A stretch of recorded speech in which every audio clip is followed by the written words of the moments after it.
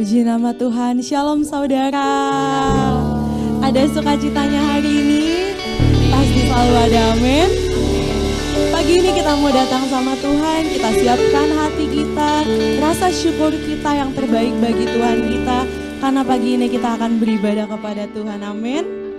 Mari kita satukan hati kita mau bersatu di dalam doa.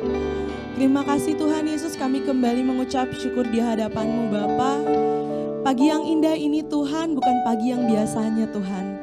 Pagi ini kami mau datang ke hadapan-Mu dengan hati kami Tuhan, dengan segenap jiwa kami Tuhan. Kami membawa setiap rasa syukur kami ke hadapan-Mu Tuhan Yesus. Biarlah Tuhan hati kami dapat Engkau jamah bagi setiap kami yang hadir dalam Zoom ini Tuhan Yesus. Terima kasih Tuhan Yesus. Pagi ini Tuhan, kami ingin memuji dan menyembah Engkau lebih lagi. Kami rindu hadirat-Mu Tuhan. Kami rindu jamahan-Mu atas setiap hidup kami Tuhan Yesus. Terima kasih Tuhan dalam setiap langkah kami Tuhan. Engkau selalu menuntun kami. Engkau selalu melindungi kami Tuhan Yesus. Kami bersyukur Tuhan memiliki Allah yang dahsyat seperti Engkau. Terima kasih Tuhan. Mari kita angkat rasa syukur kita saudara ke hadapan Tuhan. Haleluya. Terima kasih Tuhan. Kami sembah Engkau. Haleluya. Terima kasih Tuhan Yesus. Ini setiap kami. Ini hati kami Tuhan. Haleluya. Terima kasih Tuhan Yesus. Pada saat-saat seperti ini Tuhan, kami hanya berseru kepadamu Tuhan. Karena hanya Engkau tempat perlindungan kami, kubu pertahanan kami, kota benteng kami Tuhan Yesus. Terima kasih Tuhan Yesus. Terima kasih Engkau selalu beserta dengan kami Tuhan. Pagi ini kami ingin menyenangkan hati-Mu lebih lagi Tuhan Yesus. Haleluya, terima kasih Tuhan.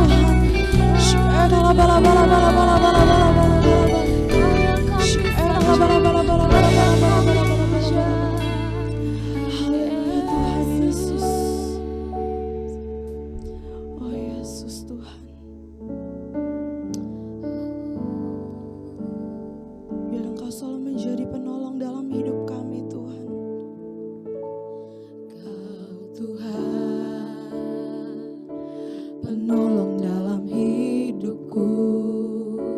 Ku percaya hanya kepadamu.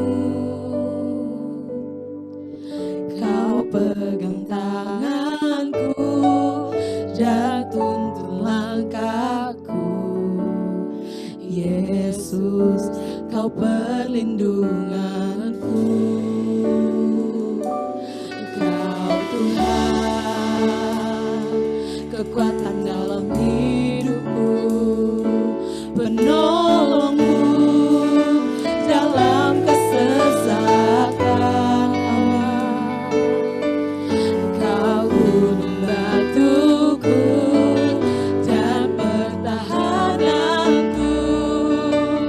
Yesus, Kau kemenanganku, katakan. Yesus, padamu ku berserah.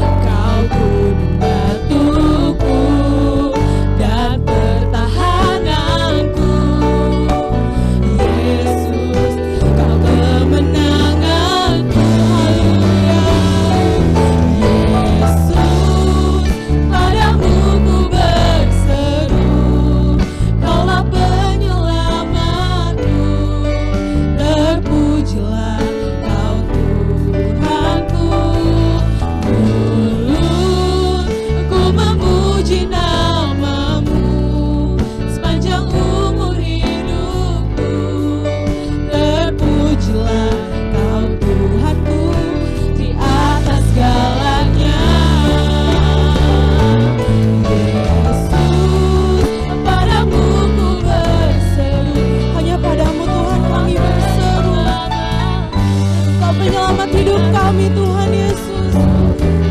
Haleluya. Ku memuji nama-Mu sepanjang umur hidupku. Terpujilah Kau Tuhanku di atas segalanya. Hanya padamu kami berseru. Haleluya. Kau kami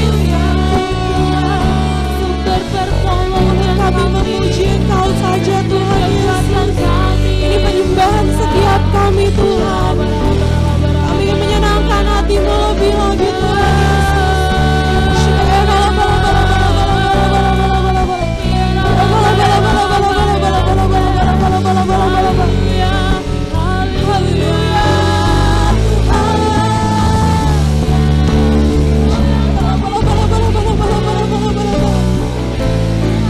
Sebab Kau sumber kekuatan kami Tuhan.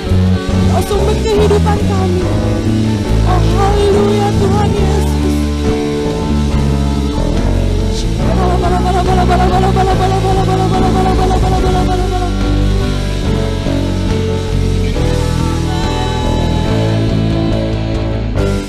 Kaulah sumber kuatku, Kaulah kehidupanku, Kaulah pertahananku. Ku percaya padamu.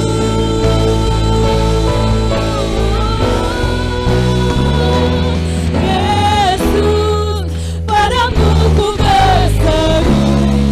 Kaulah penyelamatku, amin. Terpujilah Kau Tuhanku. Mulutku memuji nama-Mu sepanjang umur hidupku. Terpujilah Kau Tuhanku. Mulutku memuji nama-Mu sepanjang umur hidupku. Terpujilah Kau Tuhanku. Mulutku memuji nama-Mu sepanjang umur hidupku. Terpujilah Kau Tuhanku di atas segalanya. Dan kemuliaan bagi Tuhan kita.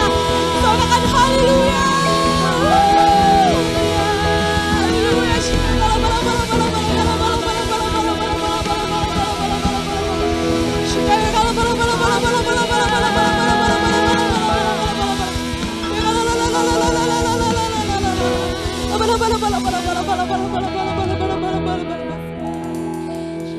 Biarlah penyembahan kami menjadi dupa yang harum di hadapan-Mu Bapa. Biarlah Kau disenangkan setiap pujian-pujian kami Tuhan. Terima kasih Tuhan Yesus. Takkan berhenti Tuhan kami memuji Engkau. Haleluya Tuhan Yesus. Terima kasih Tuhan. Tiba saatnya Tuhan kami akan bersorak lebih lagi Tuhan. Kami akan meninggikan nama-Mu. Terima kasih atas kebaikan-Mu dalam kehidupan kami Tuhan Yesus. Terima kasih Tuhan. Yang percaya mari sama-sama kita katakan amin. Shalom saudara. Pagi ini kita mau memuji Tuhan lebih lagi, amin. Saya undang untuk kita semua bangkit berdiri yuk. Kita mau masuk ke dalam gerbangnya Tuhan dengan hati yang bersyukur saudara. Haleluya. Berikan tepuk tanganmu yang terbaik saudara.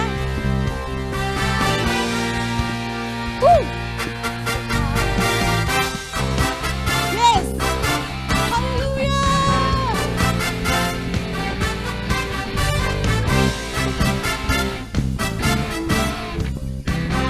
Kita mau katakan dengan sama-sama saudara. Memasuki gerbangnya Tuhan dengan hati yang bersyukur. Ku bersorak memuji Tuhan, dialah sukacitaku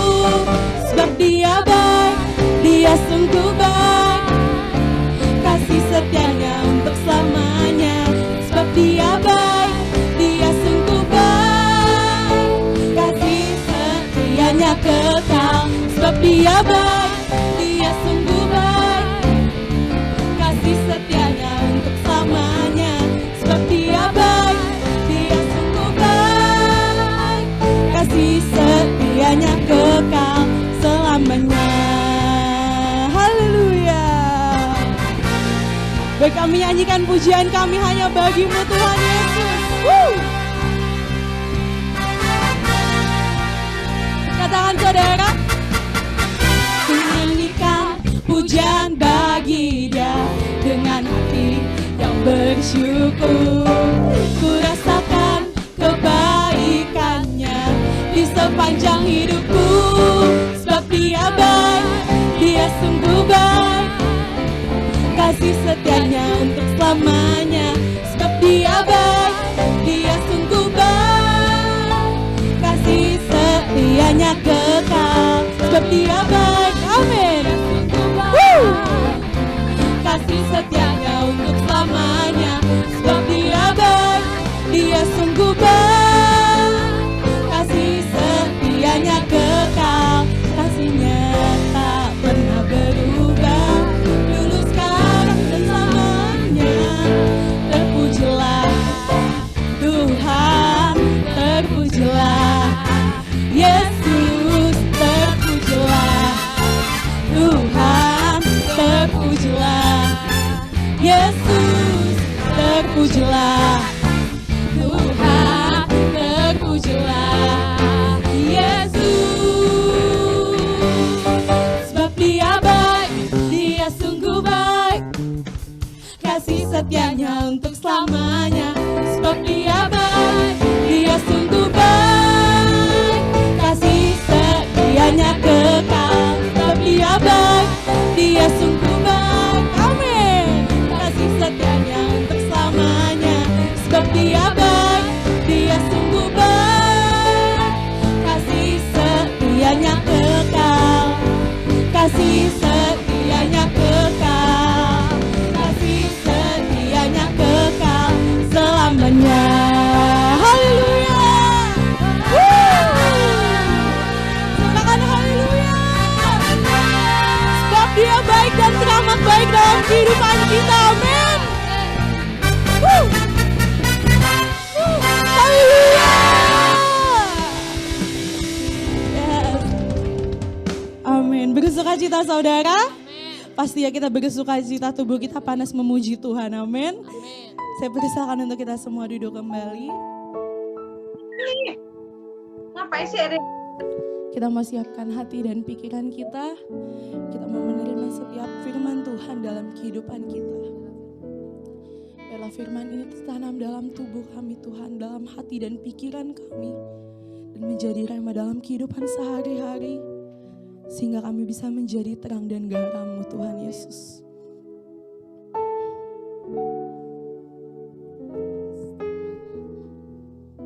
Haleluya. Katakan saudara, Dia jamah segenap hidupku dan beri damai di hatiku.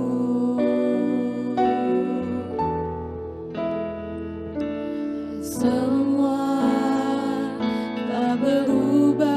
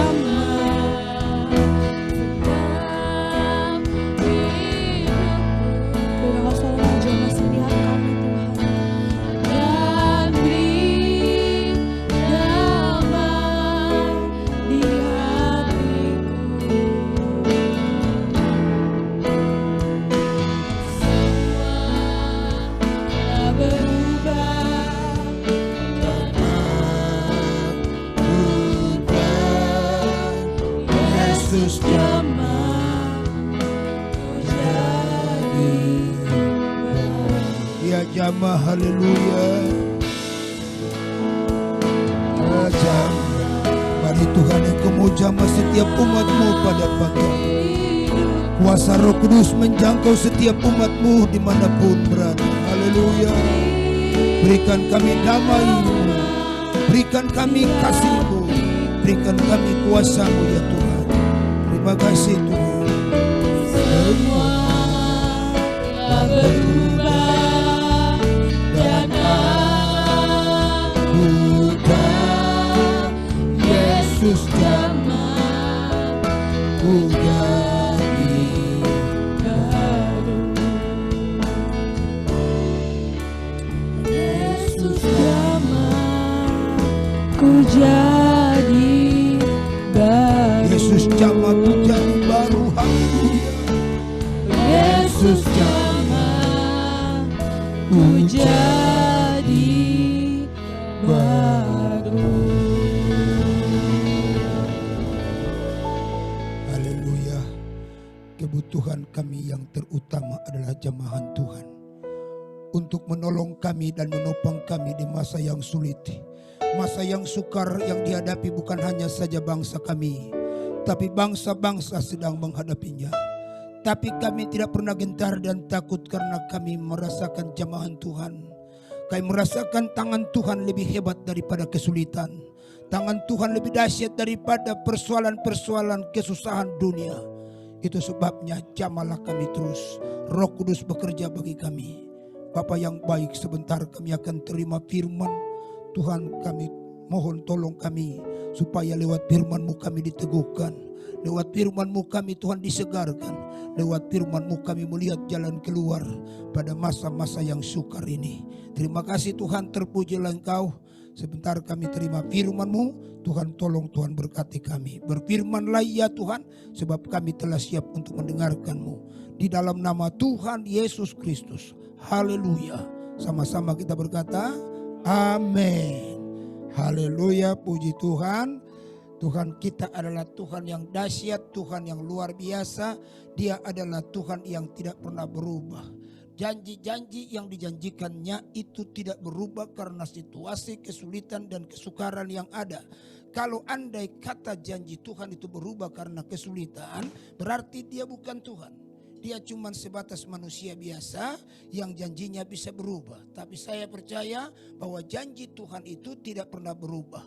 Sekalipun krisis demi krisis ada, persoalan demi persoalan ada, tapi janji Tuhan iya dan amin. Bapak Ibu Saudara, saya bersyukur kalau hari ini saya diundang kemari dalam gereja Bapak dan Ibu Saudara, dan kita menikmati hadirat Tuhan. Saya percaya sekalipun kita tidak ada bersama-sama, ada duduk di gereja secara bersama, tapi saya yakin Bapak Ibu Saudara, kuasa Tuhan yang sama ada di ruangan ini.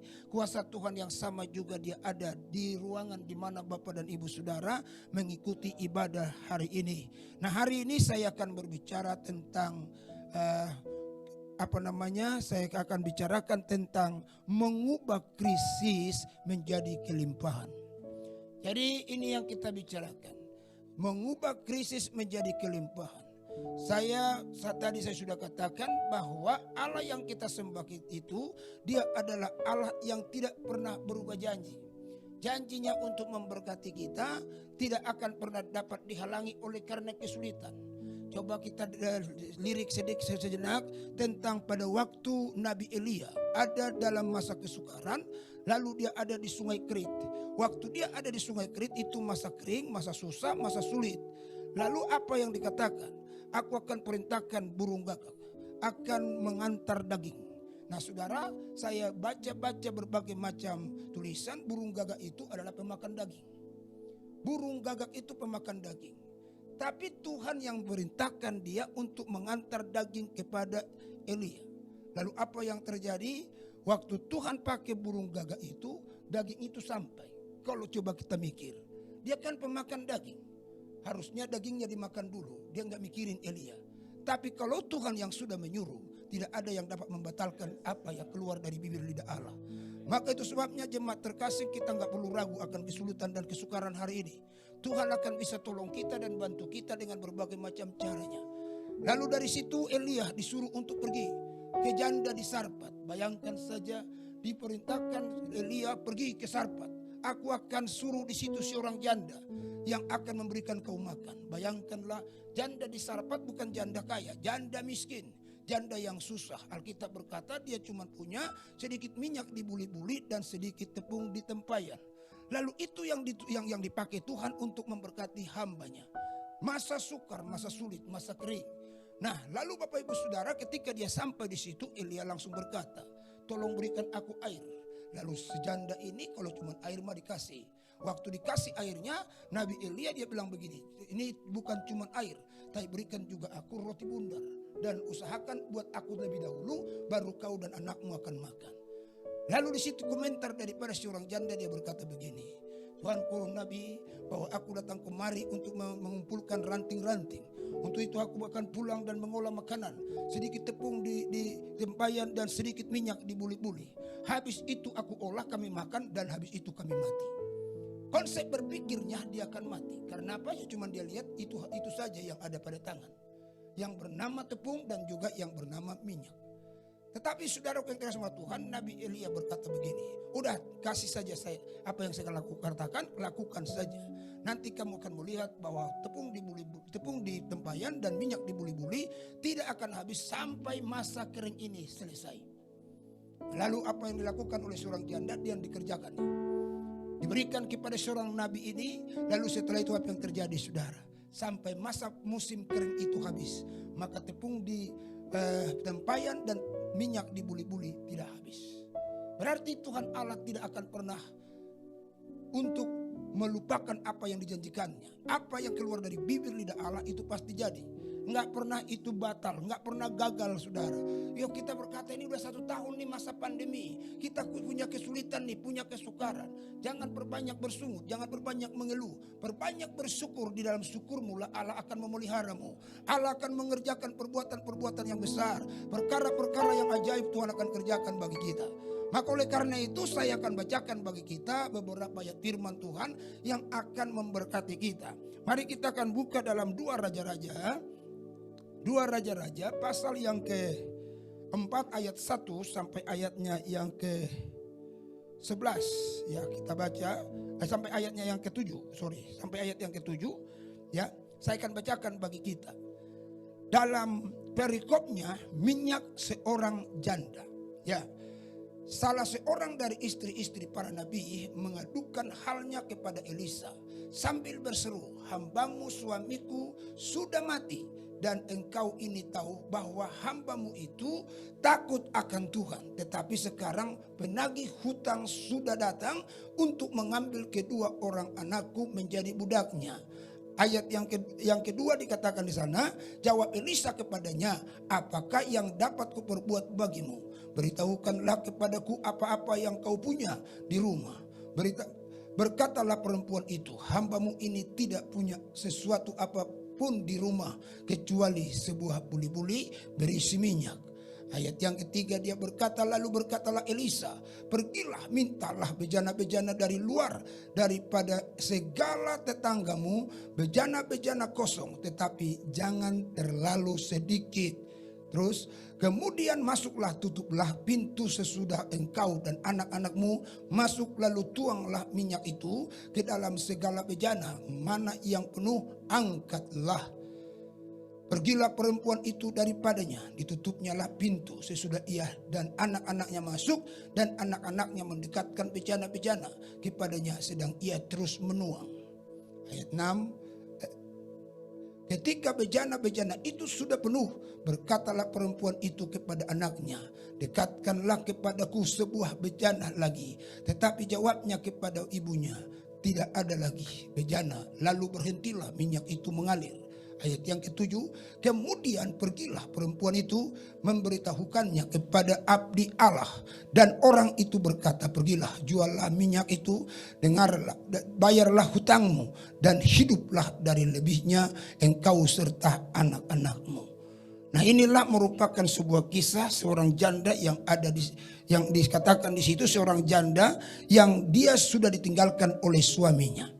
Nah, Bapak Ibu Saudara, saya mulai merenung. Masakan ia seorang hamba Tuhan tapi dia memiliki utang banyak. Nah ini kan merupakan sebuah pertanyaan. Seorang hamba Tuhan tapi tinggalkan utang. Hamba Tuhan macam apakah dia? Kok bisa dia tinggalkan utang sebanyak itu? Dan sebuah risiko pada masa itu, kalau kita nggak bisa bayar utang, anak kita yang diambil untuk jadi budak. Nah, bayangkanlah seorang istri mendengarkan kalimat yang berkata, datang penagih hutang untuk mengambil anaknya dijadikan jadi budak. Ibu siapa yang tidak sedih? Lalu apa yang dikerjakannya? Dia mulai harap dengan Tuhan. Dia mulai melihat karya Tuhan dalam hidupnya. Nah perhatikan Bapak dan Ibu Saudara, siapakah janda ini? Siapakah suaminya? Dalam pasal yang lain atau dalam satu raja-raja itu diungkapkan ternyata ini adalah Obaja. Obaja ini seorang hamba Tuhan, lalu dia mati meninggalkan hutang banyak. Kenapa dia berhutang? Berarti dia kurang hikmat dalam menjalankan hidup. Bukan karena kurang hikmat, tapi karena dia punya kasih kepada hamba-hamba Tuhan. Waktu itu ada yang mau potong semua nabi-nabi. Hamba-hamba Tuhan harus dipotong semuanya. Maka nabi ini harus menampung 100 hamba Tuhan di rumahnya. 100 hamba Tuhan di rumahnya ditampung. Lalu satu tempat yang satu, 50 tempat yang lain disembunyikan supaya mereka selamat. Lalu coba bayangkanlah memelihara 100 orang setiap hari. Saya ini hanya ada 20 orang di rumah saya tiap hari saya kasih makan. Mahasiswa-mahasiswi. Itu enggak karuan berapa banyak beras yang harus dihabiskan. Coba bayangkan 100 orang setiap hari dia akan kasih makan. Taruhlah pada masa itu 2 kali makan sehari. Mungkin gak ada sarapan pagi. Cuma makan siang dan makan malam. Berapa banyak uang yang harus dihabiskan. Inilah alasan kenapa dia berhutang. Dia berhutang bukan untuk perutnya. Dia berhutang untuk melepaskan para hamba-hamba Tuhan dari segala serangan musuh. Yang harus dipenggal dan harus dimatikan mereka. Tetapi Nabi Obaja ini menyelamatkan mereka. Sekalipun dia harus berhutang, tidak soal bagi dia. Dan itu alasannya dia tinggalkan utang bagi istrinya. Tetapi lihat bagaimana Allah mengerjakan mujizat. Kalau kita ada pada jalan yang tepat dan jalan yang benar, Allah ada berpihak pada kita. Ini yang harus kita terus lakukan dalam hidup masa yang sukar ini. Allah, kita harus ditemukan Allah. Kita ada di jalannya. Jadi percayalah kalau kau ada di jalan Tuhan, Allah tidak akan pernah biarkan engkau. Tapi masalah kita sekarang bukan masalah krisis. Masalah kita sekarang, adakah aku di dalam Tuhan dan Tuhan di dalam aku. Itulah masalah kita. Masalah soal berkat itu gampang bagi Allah. Nggak sulit. Karena saya baca Alkitab. Allah tidak pernah memulai segala sesuatu. Manusia dulu diciptakan baru berkat. Tapi ternyata berkat yang berlimpah dulu diciptakan oleh Allah. Baru manusia itu diciptakan. Baru kalimatnya, kuasailah itu. Kita diberikan kemampuan untuk menguasai berkat yang ada. Untuk kita kelola, kita makan dan minum. Kita jadikan berkat untuk orang-orang yang membutuhkannya. Jadi saya tidak pernah pusing masalah soal berkat. Yang saya pusingkan, adakah aku tetap bertahan di jalan Tuhan? Jikalau ada berbagai macam godaan dunia ini, adakah aku tetap di jalan Tuhan? Karena orang yang ada di jalan Tuhan tidak akan pernah dipermalukannya. Itu yang menjadi keyakinan bagi saya. Nah, Bapak Ibu Saudara yang terkasih sama Tuhan, kita melihat beberapa hal yang tepat. Nah, ayat yang pertama dikatakan begini. Salah seorang dari istri-istri para nabi mengadukan halnya kepada Elisa sambil berseru, hambamu suamiku sudah mati. Dan engkau ini tahu bahwa hambamu itu takut akan Tuhan. Tetapi sekarang penagih hutang sudah datang untuk mengambil kedua orang anakku menjadi budaknya. Sekarang penagih hutang sudah datang. Ini krisis yang double menurut saya. Dia krisis masalah keuangan. Dia juga akan menemukan krisis anaknya diambil. Ini merupakan sebuah penderitaan ganda yang dialaminya. Tapi apa yang dilakukan oleh seorang janda ini untuk mengubah krisis itu menjadi sebuah kelimpahan. Yang pertama adalah bahwa janda ini pergi kepada alamat yang tepat. Dia tidak pergi kepada alamat yang lain. Alamat yang cuma dia cerita persoalannya. Masa kita sekarang ini kan masa untuk cerita kepada orang lain kesulitan kita, kesusahan kita. Cerita kepada mungkin yang kita harapkan dia bisa bantu kita. Ternyata bukan cuma bantu kita. Bahkan dia akan mengolok-olok kita dalam kemiskinan kita. Tapi hari ini Tuhan berbicara kepada kita dalam masa sukar ini, mari jangan pergi ke tempat yang salah. Pergilah kepada alamat yang tepat dengan doa. Dia berkata kepada Elisa, kata berkata itu artinya doa. Bukanlah doa yang dapat mengubah segala sesuatu. Tapi kita sungkan untuk berdoa. Lebih gampang bagi kita cerita persoalan kita kepada orang lain. Daripada kita sujud di kaki Tuhan. Masuk dalam kamar kita berdoa. Kita mohonkan Tuhan tolong bantu kita diberikan jalan keluar atas kesulitan yang kita hadapi. Inilah yang seringkali menjadi masalah bagi manusia. Dia pergi kepada alamat yang salah. Pergilah pada alamat yang tepat, alamat yang benar.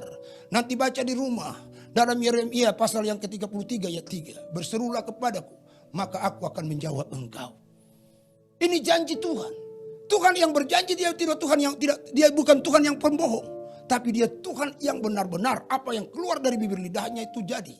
Kalau dia berkata berserulah kepadaku, tapi kan kita ini suka sungkan berseru. Suka kita ini malas untuk berdoa. Malas kita datang pada Allah. Lebih suka kita duduk di warung untuk kita ngobrol sana sini daripada ngobrol dengan Tuhan.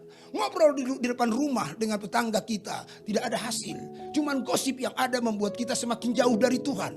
Tapi ketika kita ada di ruang doa, kita bersujud dan berlutut di kaki Tuhan, dan kita ngobrol dengan Tuhan, persoalan sekecil apapun, sebesar apapun yang sedang kau alami, Allah sanggup untuk menolong kita. Bukankah ayat itu berkata, berserulah kepadaku maka aku akan menjawab engkau. Aku akan memberitahukan hal-hal yang besar yang tidak kamu pahami. Itu yang Tuhan akan kasih bagi kita. Itu yang Tuhan berikan bagi kita. Kenapa kita sungkan berdoa? Ini menjadi masalah. Bapak dan Ibu Saudara, jangan pernah berpikir kalau ikut Tuhan itu semua instan. Ada kerja keras yang kita kerjakan yang bernama doa. Adakah engkau bangun tengah malam berdoa pada Allah? Sampaikan keluhan-keluhanmu pada Allah. Jangan sampaikan kepada orang lain. Karena keluhan pada orang lain bisa membuat kita menjadi susah. Nama baik kita dibicarakan di mana-mana. Tapi kalau kita datang mengeluh kepada Allah, Tuhan sanggup menopang, menampung semua keluhan kita. Dia tidak pernah membiarkan dan meninggalkan kita. Jadi krisis itu bisa berubah kalau engkau datang berdoa. Mintalah maka kamu akan menerima. Carilah maka kamu akan mendapat. Ketoklah pintu maka pintu akan dibukakan bagimu. Jadi kenapa saudara tidak lakukan hal ini pada masa sulit ini? Jangan pernah takut, jangan pernah mengeluh, jangan pernah kita menganggap bahwa krisis yang ada sekarang ini, inilah merupakan akhir daripada hidup kita. Tidak. Di dalam krisis inilah kita buktikan pada dunia bahwa anak Tuhan, dunia boleh krisis, tapi anak Tuhan melihat kelimpahan Allah ada pada dirinya. Salkan kita datang berdoa kepadanya. Yang kedua, ayat yang kedua dikatakan begini. Jawab Elisa kepadanya, apakah yang dapat kuperbuat bagimu? Beritahukanlah kepadaku apa-apa yang kau punya di rumah. Berkatalah perempuan itu, hambamu ini tidak punya sesuatu apapun di rumah, kecuali sebuah buli-buli berisi minyak. Yang kedua, bagaimana kita mengubah krisis menjadi kelimpahan. Yang kedua Bapak dan Ibu Saudara adalah berlaku jujurlah dalam hidup. Berlaku jujur. Kita ini kurang jujur kadangkala. Tapi seorang janda ini dia bilang aku gak punya apa-apa. Yang ada padaku cuman sedikit minyak di buli-buli. Jadi kejujuran kita lah yang dihargai Tuhan. Bukan kata-kata kita yang banyak yang dihargai oleh Allah. Bukan karya kita yang banyak yang dihargai oleh Allah. Tapi kejujuran kita adalah berharga di mata Tuhan. Maka ketika kita bekerja, kejujuran kita lah yang membuat kita berhasil. Nah, ada orang ketika bekerja, bon digandakan, dan berbagai macam hal. Cuman hanya mendapatkan uang sedikit. Berapa sih yang kita dapatkan hasil daripada kita bon digandakan? Fotokopi 50 perak bikin 100 perak. Berapa ribu fotokopi yang kita harus buat untuk kita mendapatkan uang? Lalu kalaupun itu kita dapat, kita memberikan anak-anak kita, kita memberikan orang-orang yang ada di mendampingi kita makanan-makanan yang tidak jujur. Orang kalau berkat yang tidak jujur kita kasih, itu bukan menjadi berkat dan pahala bagi kita. Tapi kalau kau kasih keluarga makan makanan jujur, perhatikanlah, mungkin kurang. Tapi Tuhan akan menggenapi yang kurang itu. Menjadi sebuah kelimpahan. Dia bisa buka jalan. Dia bisa tolong kita. Jadi jemaat terkasih, belajar jujur. Di mana saja Bapak dan Ibu Saudara. Kejujuran adalah merupakan tingkat tertinggi dalam pekerjaan.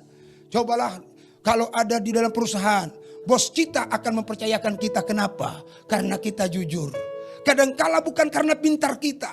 Ada orang pintar itu tidak dipakai di perusahaan. Hebat-hebat dia nggak dipakai di perusahaan. Karena dia kurang jujur. Tapi ada orang biasa-biasa. Matematikanya 3 kali 3 saja mungkin. Kadangkala dia harus lihat dulu komputer atau mungkin kalkulator. Baru dia temukan hasilnya 9. Tapi karena dia jujur dipakai dengan luar biasa. Jadi Bapak Ibu Saudara, jangan pernah bingung dalam hidup ini. Jujur saja.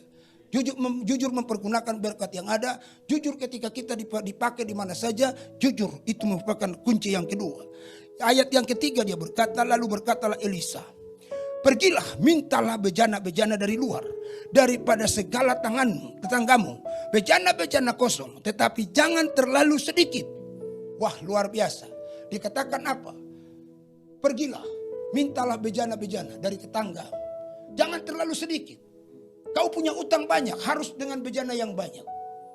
Nah, jadi Bapak Ibu Saudara, saya kembali dulu ke awal. Kalau kita berseru kepada Tuhan, kita datang pada alamat yang tepat. Yang saya mau beritahu bagi Bapak Ibu Saudara, Allah akan arahkan kita kepada jalan yang tepat. Jadi jangan pergi ke alamat yang salah. Pergi ke alamat yang tepat, supaya arahannya tepat. Ditanya dengan baik apa yang kau punya. Sekarang yang kedua dia tanya yang menjadi arahannya.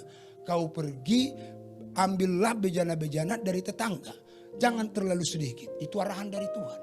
Kalau kita nggak datang kepada Tuhan, kita dapat arahan dari Tuhan nggak? Enggak. Kita dapat arahan dari orang yang kita ngobrol dengan dia. Namanya manusia banyak salahnya daripada benarnya. Tapi kalau pada Allah tidak ada salahnya. Yang ada cuman benarnya. Jadi Bapak Ibu Saudara dikatakan ambillah bejana-bejana dari luar, jangan terlalu sedikit. Lalu apa yang kita temukan di sini? Kan 2 anaknya dan dia. Apa yang mereka kerjakan? Hal yang ketiga Saudara, untuk mengubah krisis menjadi kelimpahan adalah milikilah hidup yang selalu bekerja keras. Ini kerja keras nih. Dia harus pergi bukan hanya sekedar ke tetangga dekat.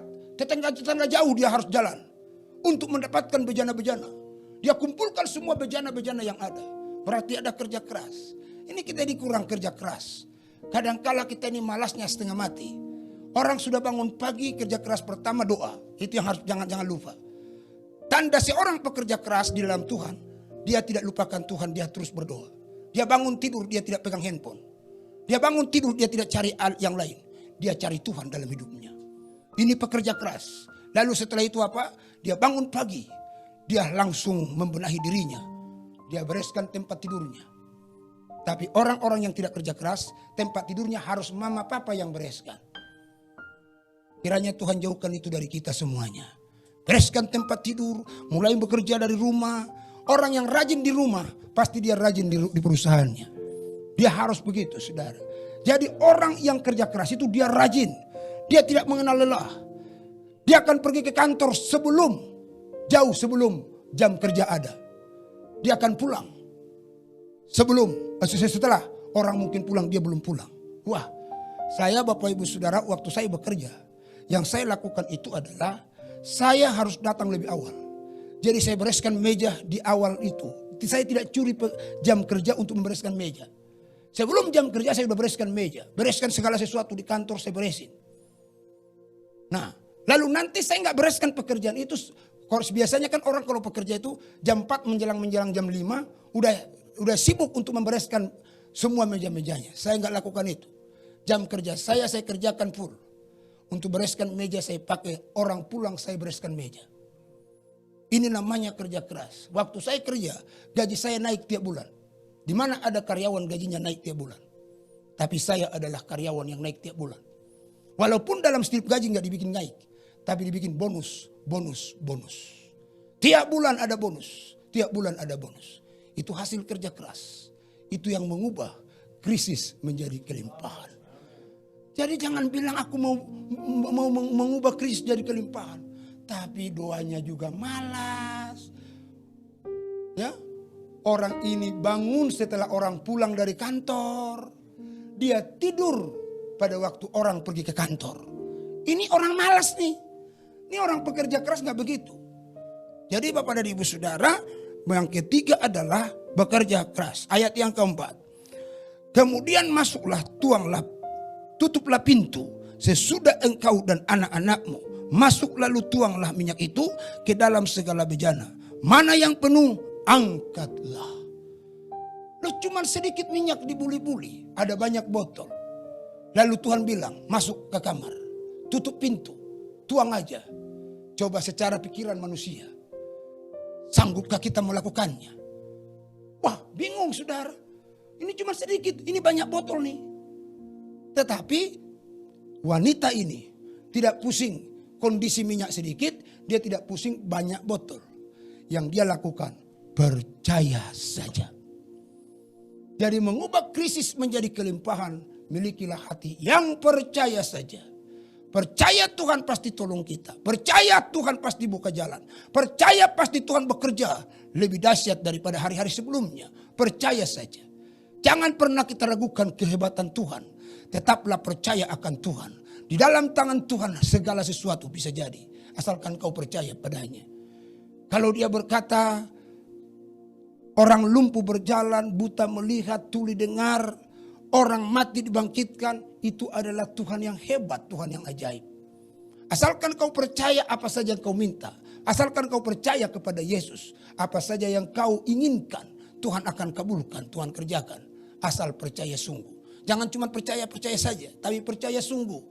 Kelihatan dari hidup kita, sikap kita, perbuatan kita, perkataan kita. Kita betul-betul menunjukkan bahwa saya ini orang percaya sungguh. Lalu yang selanjutnya, ayat yang kelima dia katakan, pergilah perempuan itu daripadanya, ditutupnyalah pintu sesudah ia dan anak-anaknya masuk, dan anak-anaknya mendekatkan bejana-bejana kepadanya, sedang ia terus menuang. Yang kelima, apa yang harus kita lakukan untuk kita melihat krisis menjadi kelimpahan? Belajarlah bekerja sama. Lihat mereka itu kerja sama. Mamanya menuang, anak-anaknya mendekatkan botol. Lalu juga dipisahkan yang sudah penuh, ditarik, yang kosong didekatkan kepada mamanya. Nah, ini harus ada kerja sama. Gereja ini akan maju kalau ada kerja sama. Rumah tangga kalau maju, supaya maju akan harus ada kerjasama. Dengarkan, oleh karena kita kerjasama, maka kita hidupnya akan menjadi rukun. Ya, kalau kita sudah rukun, lihat apa yang dikatakan oleh firman Tuhan dalam Mazmur pasal 133. Alangkah indah dan baiknya jika saudara bersaudara hidup dalam rukun. Sebab kesanalah Tuhan akan memerintahkan. Ingat, bukan kau yang cari, Tuhan yang perintahkan. Berkat sampai kapan? Sampai selama-lamanya. Tanpa limit waktu. Dia akan terus perintahkan berkat di tengah-tengah kehidupan kita. Saya melihat Tuhan betapa saya terheran-heran. Saya melihat bagaimana Allah memberkati hidup kami. Banyak orang yang kita layani, tapi Tuhan terus menolong dan memberikan berkatnya berlimpah-limpah. Asalkan kita hidup dalam kerukunan itu. Lalu yang keenam, dikatakan di situ, ketika bejana-bejana itu sudah penuh, berkatalah perempuan itu kepada anaknya, dekatkanlah kepadaku sebuah bejana lagi. Tetapi jawabnya kepada ibunya, tidak ada lagi bejana. Lalu berhentilah minyak itu mengalir. Saudara perhatikan, kan biasanya kita ini orang Indonesia kan ada namanya aji mumpung. Mumpung mengalir, tolong dong ketok tetangga ambil ember kalau nggak ada bejana lagi. Ember ke apa ke gentong ke ambil aja sini. Supaya kita nih dapat berkat banyak nih. Tapi ibu ini enggak. Dia puas dengan berkat apa yang ada. Belajarlah puas dengan berkat apa yang ada di tangan. Tuhan akan menggandakan setiap apa yang ada di tangan asalkan kau puas di dalamnya. Jangan cuma lirik berkat orang lain. Kau lirik berkat orang lain, kejahatan yang ada pada otak kita. Tapi kau lihat berkat yang ada di tangan, puas dengan berkat itu. Setelah kau puas dengan berkat itu, disitulah aliran-aliran berkat itu akan turun pada kita. Kita gak pernah puas dengan berkat yang kecil. Kita cuma puas dengan berkat, oh kalau wah baru puas. Enggak. Apa yang ada di tanganmu? Jemaat yang terkasih dimanapun engkau berada. Kalau dalam masa sukar ini cuma sedikit ada berkat di tanganmu, puaslah dengan berkat itu. Di situ Allah yang akan mengerjakan perkara besar. Lalu yang terakhir Bapak Ibu Saudara. Ayat yang ke-7 kemudian. Pergilah perempuan itu memberitahukannya kepada abdi Allah. Dan orang ini berkata, pergilah, juallah minyak itu, bayarlah hutangmu dan hiduplah dari lebihnya engkau serta anak-anakmu. Saya terlalu yakin ada banyak orang-orang datang ke Tuhan memberitahukan kesusahannya, memberitahukan krisisnya, memberitahukan kemiskinannya. Tapi sedikit orang ketika kemiskinannya dirubah menjadi kekayaan, dia kembali datang kepada Tuhan melapor kekayaannya. Jarang kan? Ayo. Kenapa? Takut diminta perpuluhan, Pak. Nah, takut Elisa minta 1/10? Kan repot tuh. Kalau sudah kita minta nasihat dari hamba Tuhan, masalah tentang masalah kita, lalu diberikan arahan-arahan, jangan pernah lupakan. Ketika apa yang kau alami datang pada dia, jangan lupa akan Tuhan atas segala berkat yang sudah diberikan pada kita.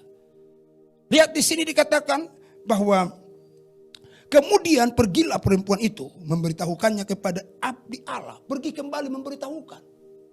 Dia belum apa-apakan tuh barang. Masih dia tetap ada di situ. Dia yang diutamakan apa?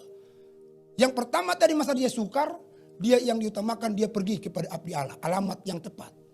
Setelah dia diberkati oleh Tuhan, dia tidak menikmati berkatnya. Lalu dia pergi kepada abdi Allah. Apa yang dikerjakan di situ? Dikasih tahu. Dikatakan di situ bahwa dan orang ini berkata, pergilah, juallah minyak itu, bayarlah hutangmu dan hiduplah dari lebihnya engkau serta anak-anakmu. Luar biasa, dahsyat sekali Tuhan. Dia berkata ketika dilaporkan kekayaannya, dia bilang, udah kau pulang, juallah itu, baru bayar hutangmu, habis itu hiduplah dari sisanya. Nah coba kalau dia nggak datang kepada Tuhan, mungkin dia salah jalan dengan berkat yang ada di tangannya. Kita ini kenapa kita kelihatannya hari ini udah diberkati? Percaya dah, kalau umpamanya ke depan kita tidak mengalami berkat, percaya saja karena kita kurang lapor kepada Tuhan. Dia lapor pada Tuhan. Kalau Tuhan yang mengarahkan dari susah jadi kaya, Tuhan juga akan arahkan kekayaan itu supaya tetap ada di hidup kita. Berkat itu supaya ada di hidup kita. Coba kalau kita umpamanya wanita janda ini. Dia akan bilang kalau umpamanya dia nggak pergi ke Tuhan. Anaknya bilang gini, "Ma, ini kan minyak sudah banyak. Gimana kalau kita beli ruko dulu? Utang nanti ketika kita usaha sudah buka, lalu utang kita cicil." Coba. Ini nggak akan melihat mujizat nih. Tapi dia pergi kepada alamat yang tepat. Kembali bagian terakhir. Dia tanya. Dia bilang apa? Dia gak minta perpuluhan kan? Elisa gak minta perpuluhan kan? Ayo jemaat terkasih. Kalau kau diberkati lapor kepada Pak Rudi. Kau usah takut masalah diminta perpuluhan. Kalau juga diminta perpuluhan kan lebih banyak tinggal sama kau daripada perpuluhanmu. Jadi kenapa harus kita bingung? Kalau saya dapat 100 miliar. Tinggal di saya berapa kalau saya kasih perpuluhan? 900 juta. Berarti kan masih lebih banyak di saya. Jadi gak usah takut dengan perpuluhan. Jadi Bapak dan Ibu Saudara, bahwa yang terakhir ini adalah mari jangan saudara lupakan Tuhan di saat engkau sudah diberkati Tuhan. Pasti engkau akan melihat berkat-berkat yang luar biasa. Tuhan kiranya memberkati kita semua. Dan saya percaya dalam masa sukar ini, pakai metode daripada seorang janda ini. Kau akan melihat luar biasa berkat Tuhan akan mengalir dalam hidupmu. Haleluya, haleluya, haleluya, haleluya. Bapa di surga, kami bersyukur, kami berterima kasih buat anugerah, buat kebaikan Tuhan. Lewat kami mendengarkan firman-Mu yang menopang kami, menolong kami. Biarlah kiranya firman-Mu Tuhan, Engkau materaikan bagi kami. Bagi umat-Mu yang saat ini sedang susah, ada kesulitan, ada berbagai macam tantangan hidup. Biarlah 7 hal ini mereka lakukan dalam hidup mereka. Mereka tidak pergi pada alamat yang salah. Mereka berlaku jujur. Mereka bekerja keras. Mereka bekerja sama. Mereka percaya pada Allah bahwa bagi Tuhan tidak ada perkara yang mustahil. Dan mereka akan puas dengan berkat yang ada diberikan Tuhan pada mereka. Dan mereka juga tidak lupakan Tuhan. Jikalau 7 hal ini mereka lakukan, kami akan melihat kelimpahan akan terjadi bagi setiap umat-Mu Tuhan. Terima kasih Bapa di sorga. Terpujilah Engkau. Kami serahkan gereja ini dalam tangan-Mu. Tuhan, Engkau lindungi mereka. Jagalah mereka semuanya dari segala kecelakaan. Jaga nyawa mereka mereka, jaga keluar masuk mereka dari sekarang sampai selama-lamanya. Tahirkan setiap apa yang mereka makan dan minum, tahirkan setiap udara yang mereka hirup, tahirkan setiap apa yang mereka sentuh dan yang menyentuh mereka, sehingga tidak akan ada yang membahayakan umat-Mu ya Tuhan. Ketika mereka menyeberangi sungai tidak akan dihanyutkan, mereka menyeberangi api tidak akan dihanguskan, karena ada Allah Immanuel, Allah yang menyertai umat-Mu sekalian. Terima kasih Tuhan, terpuji Engkau. Dalam nama Yesus kami berdoa. Haleluya. Amin. Puji Tuhan, saya serahkan kepada Mas. Baik, puji Tuhan, puji Tuhan. Kasih pujian kepada Tuhan. Saya percaya semua kita diberkati Tuhan. Katakan amin. Ya, pagi hari ini semua kita telah beroleh kunci untuk mengubah krisis menjadi berkat. 7 poin yang sudah dibagikan tadi. Dan saya percaya ini akan mengubah krisis, persoalan, masalah yang kita hadapi. Karena kita percaya Allah kita yang dahsyat dan luar biasa, yang dapat mengubahkan segala sesuatu dari yang tidak baik bahkan menjadi baik. Saudara diberkati, keluargamu diberkati. Terima kasih buat hambanya Bapak Pendeta Yohanes Siombing MTH. Tuhan Yesus berkati. Saudara kasih dalam Tuhan, kembali saya mengingatkan kepada semuanya kita, mari jangan pernah tinggalkan ibadah-ibadah yang kita lakukan. Biarlah melalui setiap ibadah yang kita lakukan, meski melalui via Zoom yang kita lakukan seperti yang kita lakukan pagi hari ini, namun itu tidak akan pernah dapat mengurangi hadirat Tuhan, sebab Allah kita tidak dapat dibatasi oleh ruang dan waktu dan tempat. Dan kita percaya pagi hari ini engkau diberkati oleh Tuhan. Pagi hari ini engkau sudah dijamah oleh Tuhan. Dan pagi hari ini engkau sudah memperoleh jawaban. Katakan amin. Kasih tepuk tangan bagi Tuhan. Haleluya. Haleluya. Saudara kasih dalam Tuhan, ibadah-ibadah yang kita lakukan setiap hari Minggu seperti ini saudaraku, jam 8 pagi. Dan kemudian hari Rabu jam 7 malam kita ada doa bersama-sama. Mari gabung, ikut semuanya jemaat. Jangan ada yang tertinggal. Ajak bawa anak-anak kita bersama-sama. Melalui aplikasi Zoom yang kita lakukan setiap hari Rabu jam 7 malam. Demikian juga kul-kul di tempat wilayah yang sudah ditetapkan, wilayah masing-masing. Ya, jam 7 malam setiap hari Kamis, hari Jumat dan juga hari Sabtu ada sekolah minggu. Mari bawa anak-anak kita. Dan Sabtu pagi jam 5 kita juga ada doa bersama-sama. Mari ambil semua bagian ini, saudaraku. Saya percaya bahwa saat dan hari-hari ini banyak waktu yang Tuhan berikan bagi kita untuk kita semakin datang dan dekat kepada Dia. Seperti poin pertama tadi dikatakan bahwa kita mau ada datang kepada jalan yang tepat, pribadi yang tepat, yang merupakan sumber dari segala jawaban yang akan kita peroleh. Amin. Saudara kasih dalam Tuhan, kita akan kembali dalam ibadah kita minggu depan. Dan mari kita akan akhiri ibadah kita pagi hari ini. Mari sama-sama kita bangkit berdiri. Nanti kita akan tutup dengan doa Bapa kami. Dan kemudian hambanya Bapak Pendeta Yohanes Siombing untuk menyampaikan doa dan berkat dan pengutusan. Kiranya Tuhan Yesus, Tuhan memberkati aku berlimpah-limpah.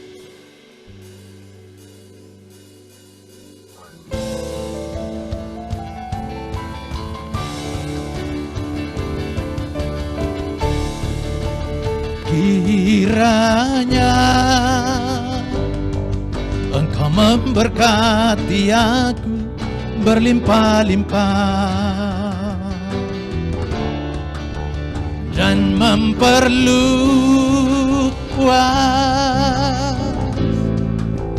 daerahku,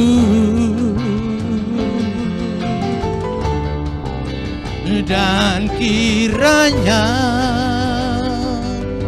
tangan-Mu menyertai aku dan melindungi aku daripada malapetaka, sehingga kesakitan tidak menimpa aku. Sekali lagi katakan, mari semakin sungguh-sungguh kepada Dia. Kiranya Engkau memberkati aku berlimpah-limpah dan memperluas daerahku, dan kiranya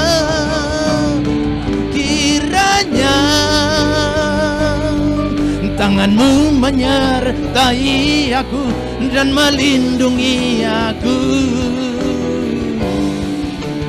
daripada malapetaka, sehingga kesakitan tidak menimpa aku. Bapa kami yang ada di surga, dikuduskanlah namamu, datanglah kerajaanmu, jadilah kehendakmu di bumi seperti di surga. Berikanlah kami pada hari ini makanan kami yang secukupnya, dan ampunilah kami akan kesalahan kami, seperti kami juga mengampuni yang bersalah kepada kami. Dan jangan bawa kami ke dalam pencobaan, tetapi lepaskanlah kami daripada yang jahat, karena Engkaulah yang punya kerajaan, dan kuasa, dan kemuliaan sampai selama-lamanya. Haleluya, mari jemaat Tuhan, permata-permata Kristus, angkatlah kedua tanganmu, terimalah berkat Tuhan. Tuhan memberkati engkau dan melindungi engkau. Tuhan menyinari engkau dengan wajahnya dan memberi engkau kasih karunia. Tuhan menghadapkan wajahnya kepadamu dan memberi engkau damai sejahtera. Kasih karunia Allah Bapa, anugerah Tuhan Yesus Kristus, persekutuan dalam Roh Kudus menyertai, menjaga, memelihara keluar masukmu hari ini, besok, dan sampai selama-lamanya. Di dalam nama Tuhan Yesus Kristus. Haleluya. Bapa, terima kasih.